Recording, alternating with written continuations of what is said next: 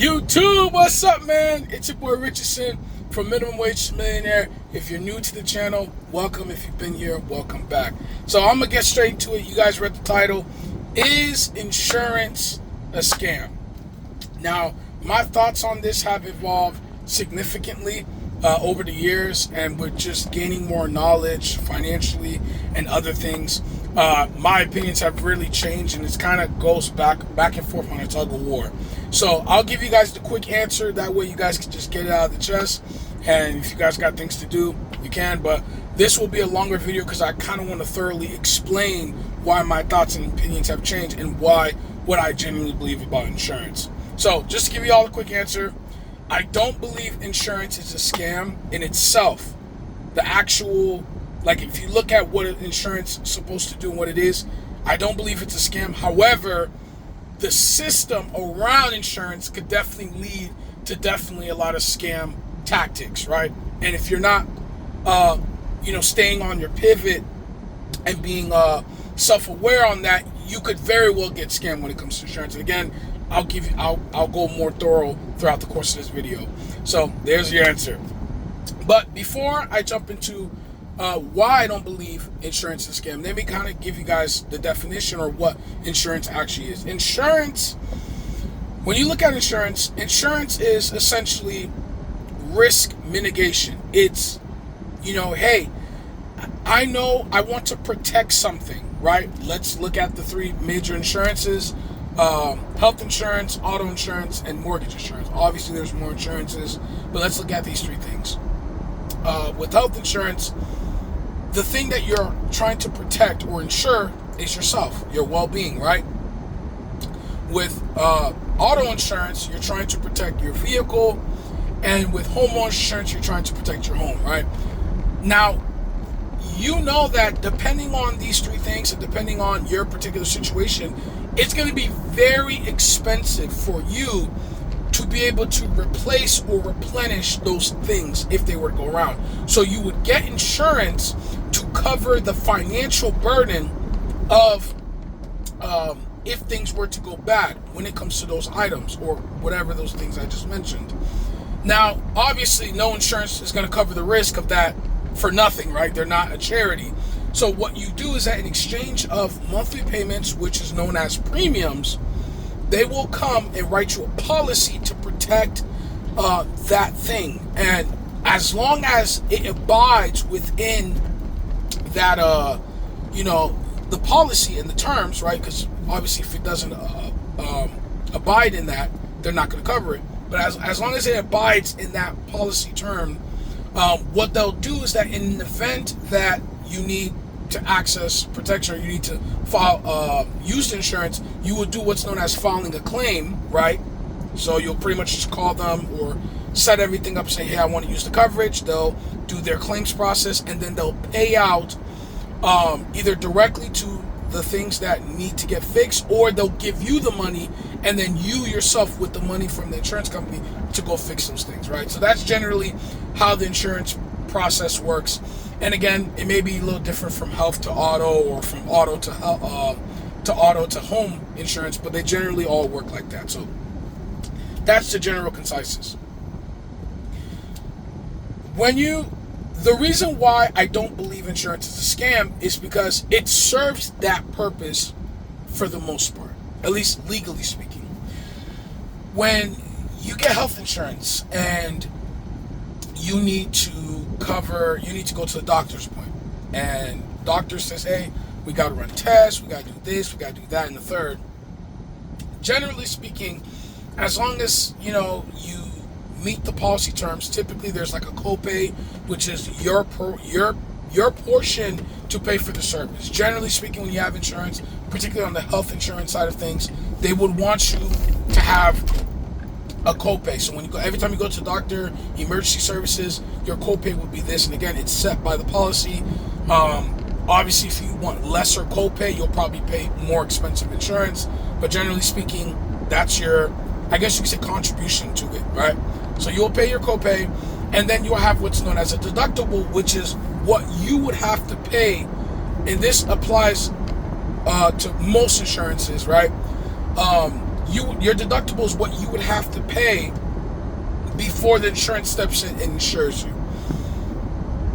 Now, in my opinion, when I was first learning about insurance, I always kind of thought this was weird, because it's like, well, if I got a policy with you guys, why would I then have to front the bill before you step in? That portion of the insurance process never really made sense to me, because if I got the policy and I'm paying you monthly premiums, shouldn't y'all just step in from day one? But supposedly not. That was one of the ignorances on my end, that I didn't know about the insurance until more recently. But your deductible, for example, let's say health insurance, your deductible is $3,000. So there's an array of services that insurance will cover, but they won't step in and cover it until you have contributed $3,000 to your health cost. And then once you've done that, then the insurance steps in and fits the bill. So if you have like a surgery or something, and I don't know, an ankle surgery or something like that, and let's say the surgery is, I'm just throwing out numbers, $50,000 of cost, and your insurance is, well, is active, you're able to cover it and all that, you've been paying your premiums, it fits within the policy that they could cover it, but you have a $3,000 deductible, so you would have to make sure you pay that before the insurance comes in and steps up and actually pays the remaining $47,000. So that's generally what it is. So I don't think insurance is a scam from that perspective. But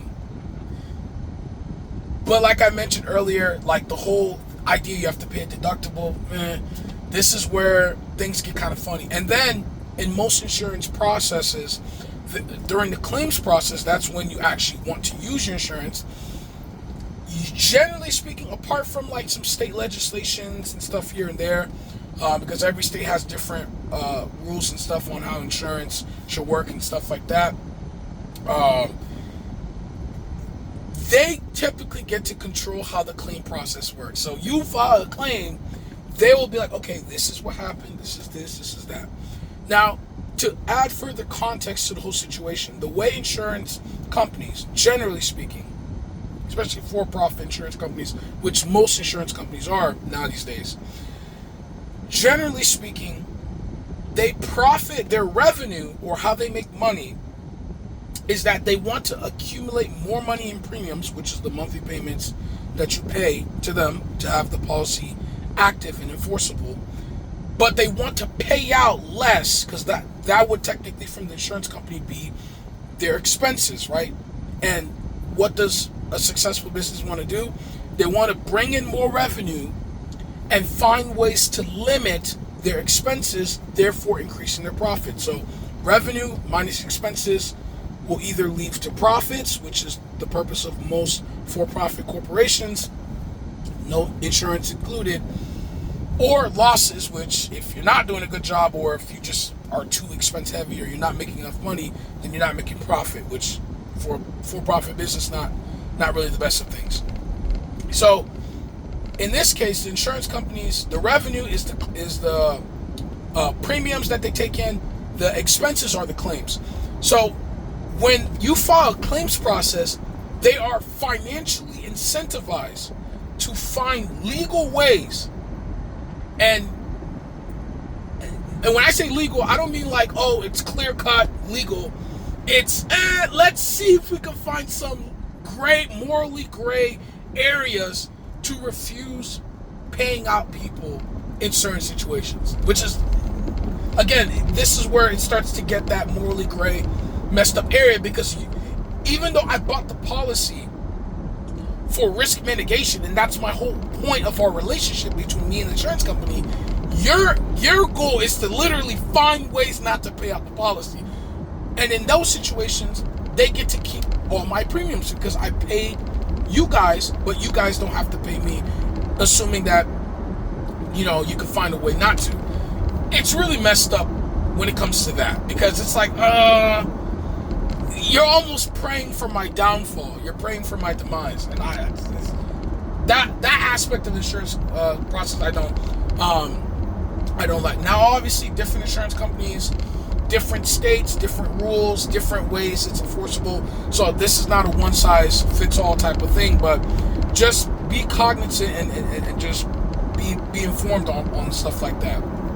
Another thing, and that kind of speaks up to, like, I'm sure many of you guys heard the news. I think it was about 18 months ago, maybe a little bit longer, with the United Healthcare CEO. How that whole thing transpired, which of course I don't condone. I don't believe we should ever get to the point, not only just for my faith as a Christian, but just in general. And I don't think we should ever get to the point where we literally crash out and off people, right? I don't think we should ever get to that point. Some may disagree, that's fine, but it also then brings light to a situation that a lot of these insurance companies have the power to make or break our financial lives. And in some cases, like I said, they're incentivized to do that. And it really is messed up when you think about it from that whole, concept perspective. But you guys know me, usually on my channel, on my videos, I don't like to leave you guys, kind of despairing and, kind of like left in a bad mood, right? I want to try to give you guys some practical solutions or some ways that you could help overall manage this insurance.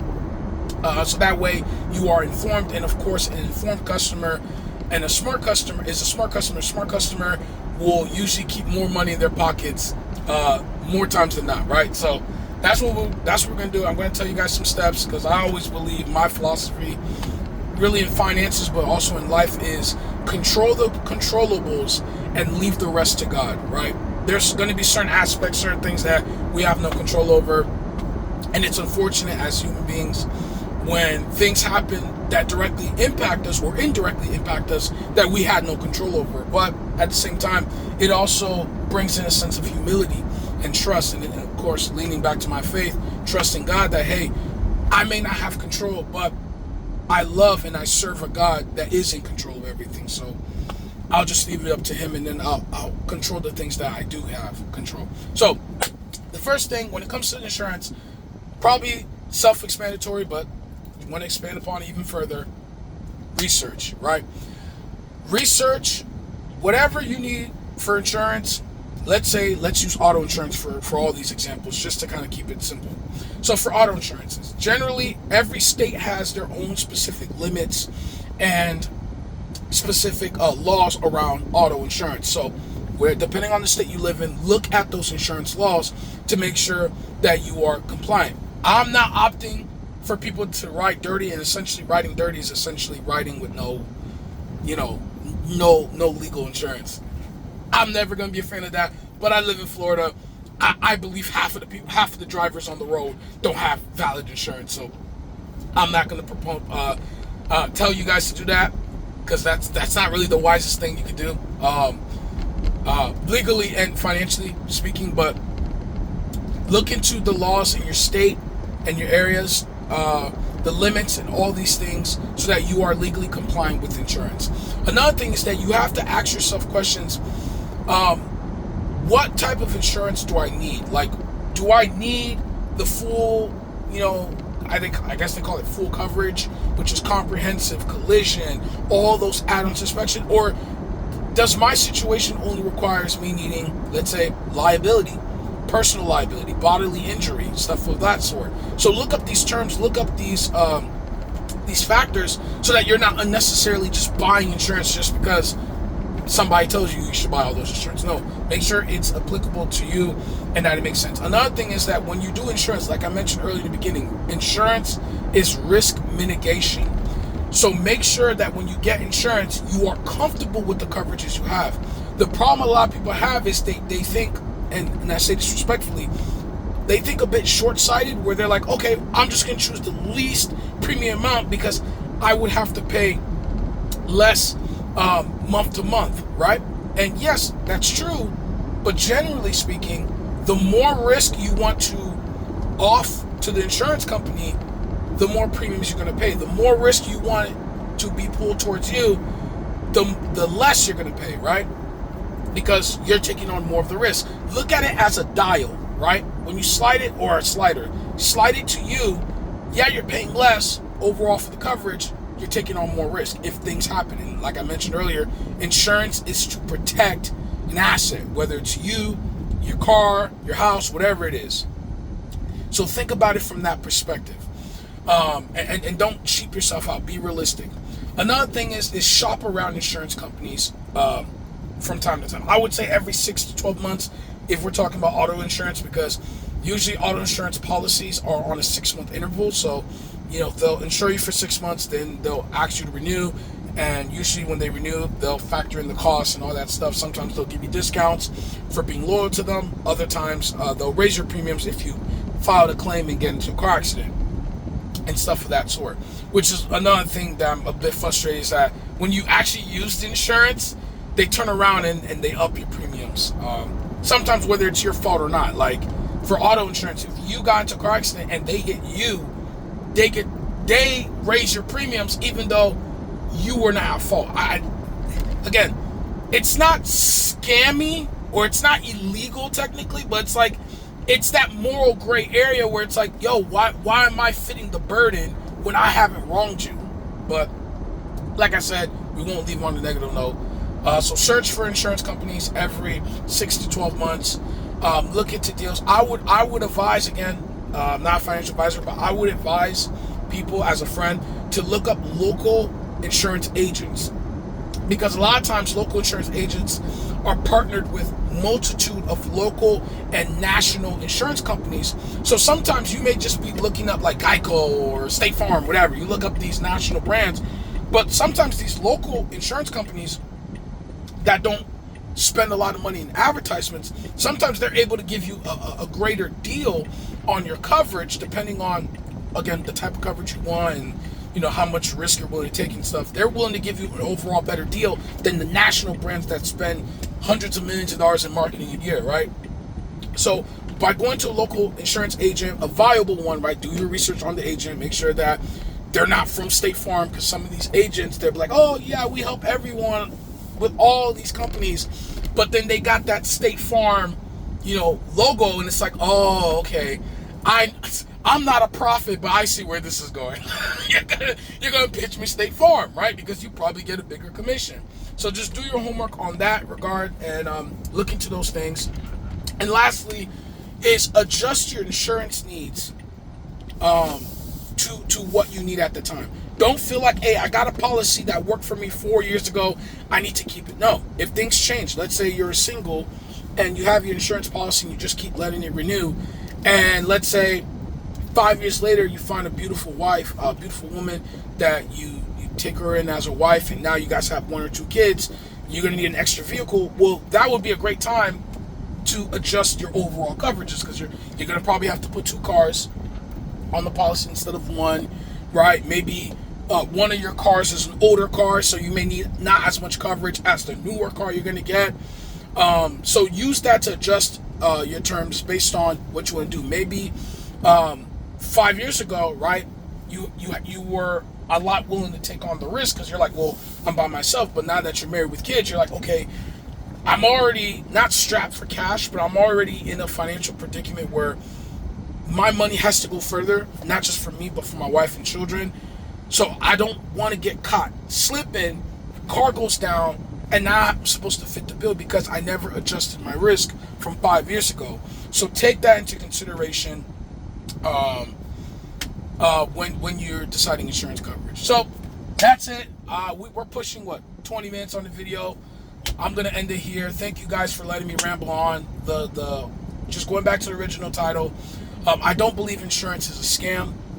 In fact, I think in certain cases, insurance is a necessity. If you got people depending on your income, life insurance is the way to go. I would opt in for term life, but I'm not a financial advisor. Please consult one before you make any decision on that. Auto insurance is pretty much required. I believe every state to operate legally, again, not riding dirty, legally operating a vehicle, you're going to need health insurance. I think mortgages, if you're taking on a mortgage from a bank to buy a house, you're going to need homeowner insurance. So some of these insurances are required. Some of them are on a need to basis. So look at your situation, be honest with yourself, and find out the best coverages and the best insurances for you. And again, never be afraid to leverage the market and find other insurance companies that may fit your need. You don't have to go to the big box national insurances by default. Look into all the other ones and go with the one that works best for you and your family. So that's it, guys.